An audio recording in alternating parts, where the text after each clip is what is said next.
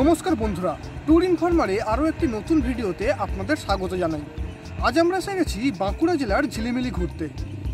আজ আমরা এই ভিডিওতে বাঁকুড়া জেলার ঝিলিমিলি ঘুরবো এবং আপনাদেরকেও ঘুরে দেখাবো। চলুন ভিডিওটি শুরু করা যাক।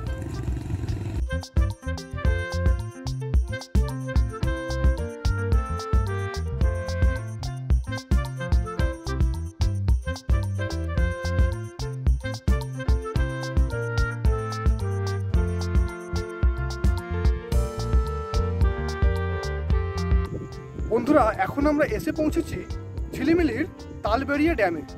চলুন ঘুরে দেখি এই জায়গাটি কেমন। ঝিলিমিলি পশ্চিমবঙ্গের বাঁকুড়া জেলার খাতড়া মহকুমায় অবস্থিত একটি মনোমুগ্ধকর প্রাকৃতিক সৌন্দর্যে ভরপুর বেড়ানোর জায়গা। অনেকে আবার এই ঝিলিমিলিকে দক্ষিণবঙ্গের দার্জিলিংও বলে থাকেন।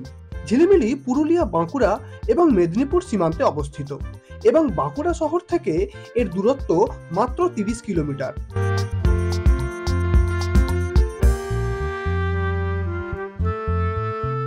ড্যামের উপরে দাঁড়ালে দেখা মেলে বিস্তীর্ণ জলাশয় এবং দূরে ঘন জঙ্গল। তালবেড়িয়া ড্যামের আশেপাশে কোনো জনবসতি না থাকার কারণে স্থানটি খুব নির্জন এবং শান্ত। যারা নির্জন এবং শান্ত পরিবেশ পছন্দ করেন তারা অবশ্যই ঝিলিমিলি একবার আসবেন। প্রকৃতিকে খুব কাছ থেকে অনুভব করা যায় এখানে। এই জায়গাটি একটি টিলার উপর বিভিন্ন উচ্চতার ঘন বনের মধ্যে অবস্থিত। এই অঞ্চলে রয়েছে ঘন বনভূমি। কিছু জায়গার বনের আচ্ছাদন এত ঘন যে সঠিকভাবে সূর্যের আলো গাছপালার মধ্যে দিয়ে প্রবেশ করতে পারে না।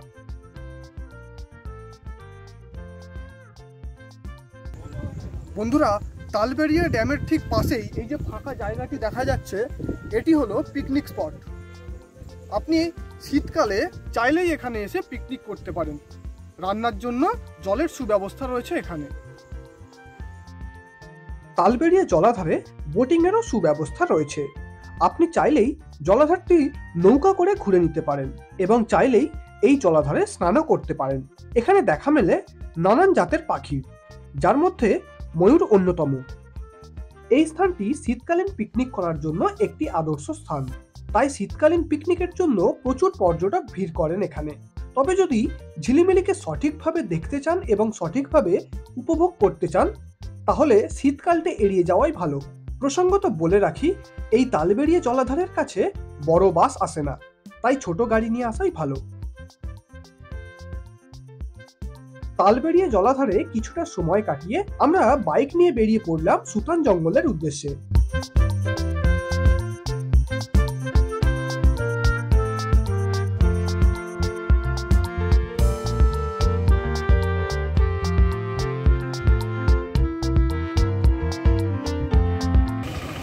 তালবেড়িয়া ড্যাম ঘোরার পর এখন আমরা এসে পৌঁছেছি সুতানের 12 মাইল ফরেস্টে। চলুন ঘুরে দেখাই আপনাদের এই 12 মাইল ফরেস্ট।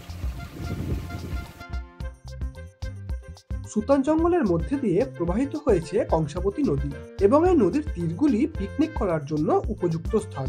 এখানে রয়েছে 2টি ভিউ পয়েন্ট। চলুন ঘুরে দেখাই ভিউ পয়েন্টগুলি।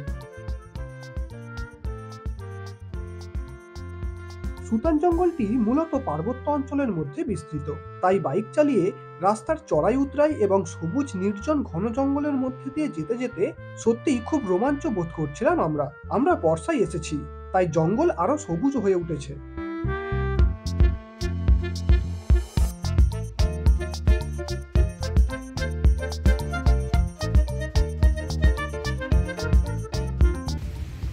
বন্ধুরা, এই যে জায়গাটি দেখছেন, এই জায়গাটির নাম হলো দর্শন বিন্দু 1, অর্থাৎ ভিউ পয়েন্ট 1 নম্বর।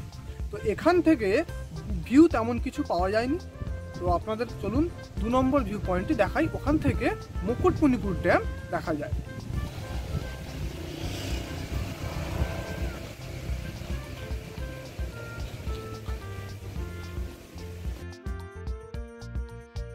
সুতান জঙ্গলটি আবার 12 মাইল জঙ্গল নামেও পরিচিত।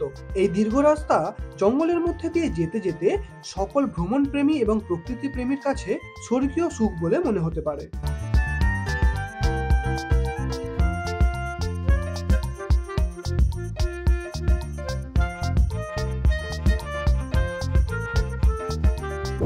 বন্ধুরা, এখন আমরা রয়েছি সুতান ফরেস্টের 2 নম্বর ভিউ পয়েন্টে। এই সুতান ফরেস্টের 2 নম্বর ভিউ পয়েন্টের উপরে দাঁড়ালে আপনি এখান থেকে পরিষ্কার দেখতে পাবেন মুকুটমণিপুর বিশাল জলাধার।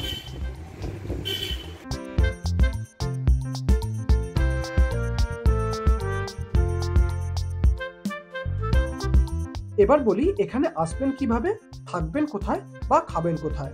এখানে ট্রেনে আসতে হলে হাওড়া স্টেশন থেকে বাঁকুড়া পৌঁছাতে হবে। তারপর সেখান থেকে ছোট গাড়ি ভাড়া করে আসতে পারেন এখানে। হাওড়া থেকে নিয়মিত ট্রেন রয়েছে বাঁকুড়া পর্যন্ত।